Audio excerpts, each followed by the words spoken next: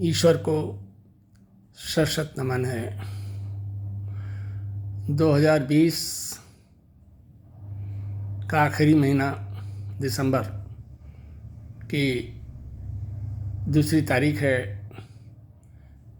सुबह लगभग 7:30 बजे हैं। ईश्वर से यही प्रार्थना है कि सभी जीवों का कल्याण करे, सभी का भला करे, सभी के अंदर सद्विचार आए। आज सुबह एकाएक हमारे अंदर एक विचार आया और विचार ये आया कि आत्मा अजर और अमर रहती है। एक देह को छोड़ती है तो दूसरे देह को ग्रहण करती है। इसमें कितना वक्त लगता है ये केवल विधाता जानता है। ये भी विचार आया कि जीवन का कभी अंत नहीं होता है, जीवन सदैव चलता रहता है, कभी इस देह में तो कभी उस देह में, कभी इस कुल में कभी उस कुल में, कभी इस देश में कभी उस देश में, कभी इस धर्म के अनुयायी के खानदान में तो कभी उस धर्म के अनुयायी के खानदान में इंसान जन्म लेता है, यदि उसकी उत्पत्ति इंसान के रूप में होती है। वैसे इंसान या कोई भी पशु पक्षी किस योनि में कब जन्म लेते हैं ये कोई नहीं जानता है, लेकिन इंसान योनि एक अद्भुत योनि है, ईश्वर की एक अद्भुत कृपा है। इसलिए ईश्वर ने ये बुद्धि और विवेक दिया है कि इंसान के रूप में हमारा जीवन जितने भी पल का है, जितने भी क्षणों का है, जितने भी दिनों का है, जितने भी वर्षों का है, वह प्रेम में रहे, सबकी भलाई के लिए रहे, सबके अच्छे के लिए रहे।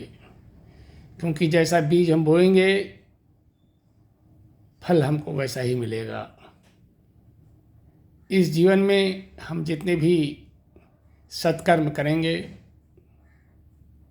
उतना ही अच्छा फल हमको आगामी पलों में, आगामी जीवन में मिलेगा। बस यही एक विचार हमारे अंदर आया और इच्छा हुई कि इस विचार की हम अपनी वीडियो रिकॉर्डिंग कर लें। बात केवल इतनी है कि जब हम स्वार्थ से ऊपर उठ करके जीव हित में, जनहित में सोचेंगे, विचार करेंगे, संकल्पित होंगे तो एक दिन हमारे जीवन में ऐसा जरूर आएगा कि यह सब सोच, यह सब विचार हमारे जीवन में व्यवहार रूप में भी आएगा। करत करत अभ्यास ते जड़मत होत सुजान, रसरी आवत जात ते सिल पर परत निशान। इसलिए भगवान से सदैव यही शक्ति, ऊर्जा की प्रार्थना है कि हे भगवान, हमारे अंदर ऐसी ऊर्जा दो, ऐसी शक्ति दो, ऐसा ज्ञान दो, ऐसी बुद्धि दो, ऐसी संगत दो, ऐसी किताबें दो, ऐसे गीत संगीत दो जिससे हम अपने आप को प्रकाशित करने के साथ साथ जग को भी प्रकाशित कर सकें।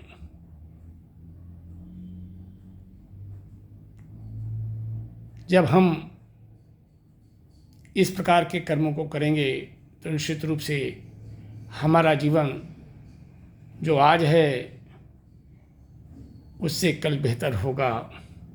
और जब इस शरीर का रूपांतरण होगा, इस शरीर का आत्मा से अलगाव होगा, तो जिस भी शरीर में हम जाएंगे वह शरीर एक पवित्र शरीर और पवित्र भाव के साथ प्रारब्ध लेकर के आएगा, संस्कार लेकर के आएगा। इसलिए हे प्रभु,